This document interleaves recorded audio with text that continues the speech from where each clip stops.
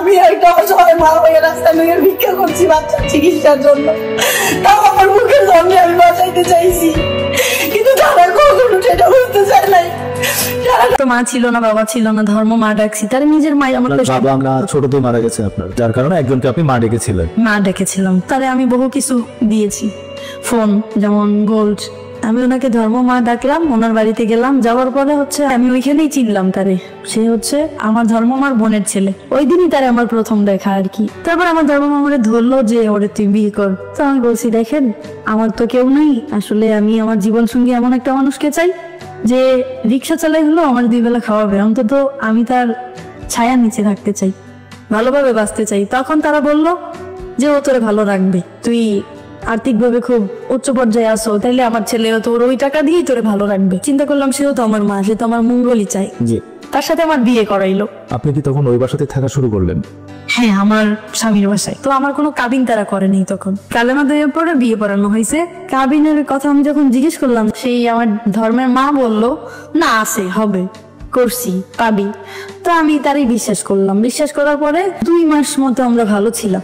এরপরেই শুরু হইলো তাদের এইটা লাগবে, ওইটা লাগবে, ওইটা লাগবে, মানে চাওয়া শুরু হইতে থাকে। আমার হাজবেন্ডের জন্য গাড়ি দরকার, আমার শাশুড়ি অনেকগুলো টাকা দরকার, একটা জমি কেনা দরকার, মানে বিভিন্ন রকমের অজুহাত। জি, আমার হাজবেন্ডের জন্য গাড়ি, আর আমার শাশুড়িও মোটামুটি আমার কাছ থেকে অনেক টাকাই নিছে, যার প্রমাণও আমার কাছে আছে।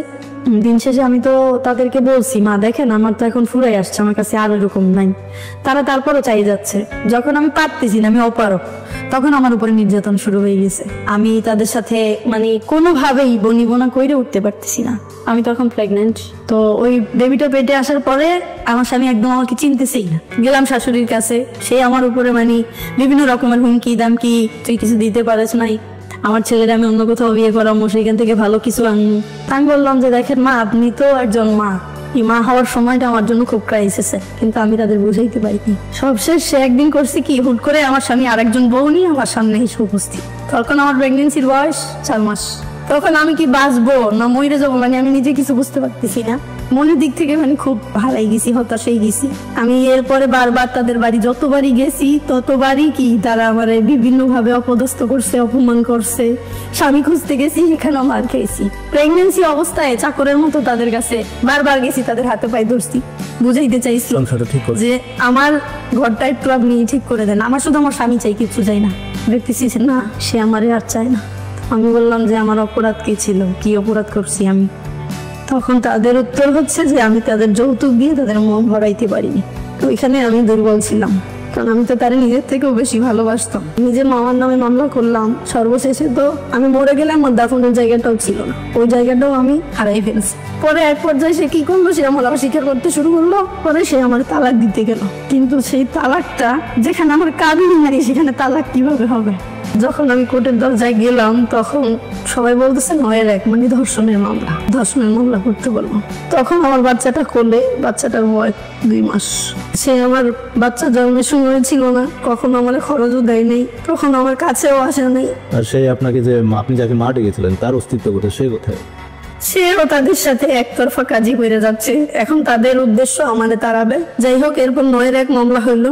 9-1 মামলা হওয়ার পরে আমার হাজবেন্ড গ্রেফতার হইলো, ধর্ষণ মামলা যেটা দিয়েছিল। হ্যাঁ, পরে সে আমার একদম টোটাল অস্বীকার করতেছে আমি তার বউ না, এবং আমার যে জন্ম যে বাচ্চাটা আসছে সেটাও তার না। এরপরে ডিএনএর প্রসঙ্গ আসলো, ডিএনএ করাইলো। আমার বাচ্চা ডিএনএর সাথে তার ডিএনএ ম্যাচিং হয়ে গেছে। তাহলে ভাই আমি জানতে চাই যে কেন আমার এতখানি হয়রানি করলো, আর কি কোনো অপরাধ ছিল এখানে?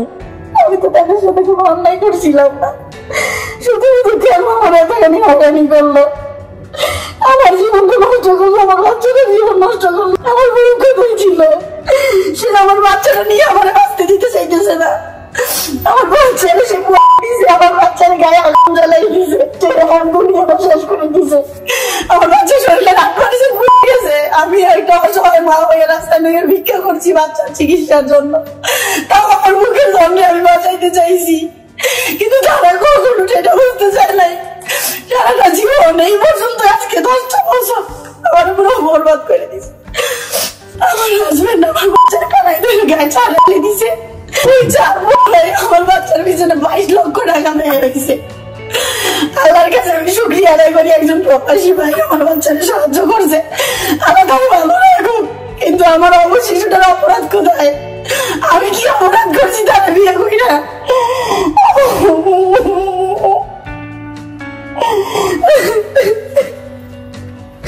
আমি বলছি যে আমার স্বামী ফিরে না, সে এত খারাপ কিছু করছে, তারপর আমি তার ফিরে চাইছি, এটা আমার অপরাধ ছিল।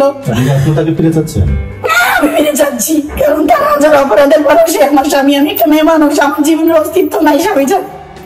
আমার সন্তানটার বাবার পরিচয় দরকার, সে নাহলে কিভাবে বাঁচবে? মহিলা মানুষ, আমি মা, কিন্তু আমি তার সেই পরিচয় বাঁচাইতে পারবো না। এই জন্য আমি আপনাদের কাছে হাত জোর করতেছি, রিকোয়েস্ট করতেছি।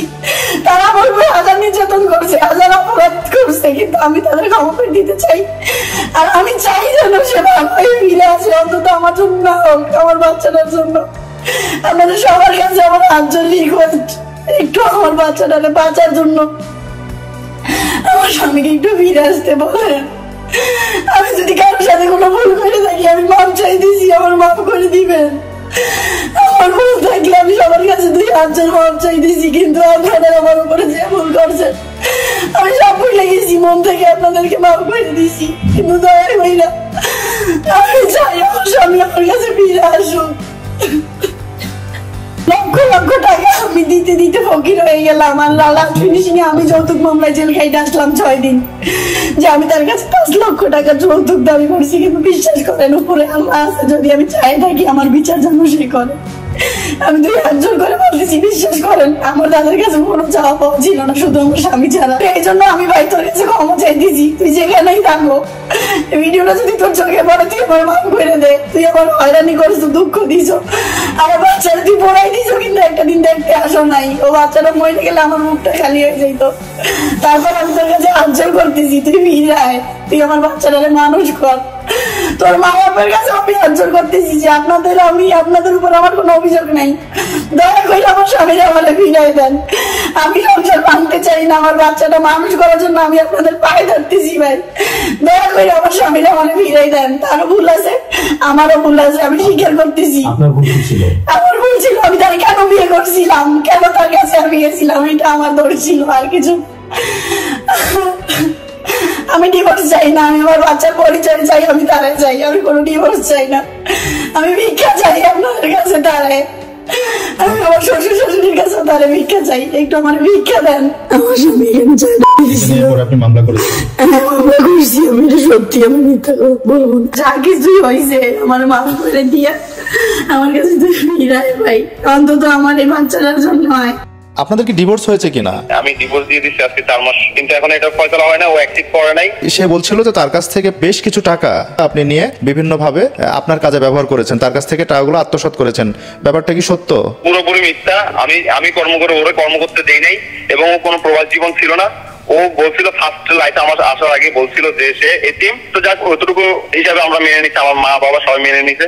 তারপরে লাইফে কিছু ঘটনা ঘটছে যেগুলো এখন আমি বলবো না, তবে আমি কিছুদিনের ভিতরে আপনাদের স্টুডিওতে এসে প্রমাণ সহকারে আমি ক্যামেরার সামনে, আশা করি সবার সামনে আমি দেখাতে চাই যে সে আমার সাথে কি কি করছে। আপনার স্ত্রী অভিযোগ করছিল যে আপনাদের যে বাচ্চাটা মাত্র 2 বছর বয়স, তাকে আপনি চা ঢেলে পুড়িয়েছেন, এই অভিযোগ করেছিল আপনার স্ত্রী। এ ব্যাপারে আপনার বক্তব্য কি?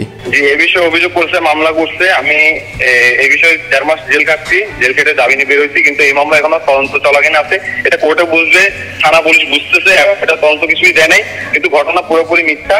ঘটনা হয়তো জানি না অ্যাক্সিডেন্ট হয়েছে নাকি ও ঘটনা করছে, সেটা জানি না, কিন্তু ঘটনা হচ্ছে একটা মেম্বার বাড়িতে। ওই মেম্বার বাড়িতে আমি ছিলাম না, ও একদিনের জন্য আশ্রয় ছিল, আশ্রয় পরের দিন এই ঘটনা ঘটছে। সেটা আমি একটা নিউজের মাধ্যমে জানতে পারি। তারপর আমি মেডিকেল যাওয়ার পথে আমাকে ছেলেবেলে কিছু আক্রমণ করে, তারপরে ওই দিন আর যাওয়া হয়নি।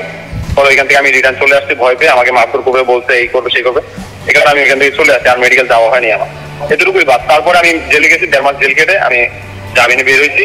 আমি এই বিস্তারিত সব আমি ক্যামেরার সামনে এসে বলতে পারবো, আমাকে কিছুদিন সময় দিতে হবে, আমি আপনাদের কাছে আসবো, আমার হাজিরা আছে, হাজিরা দিয়ে তারপর আসতে পারবো।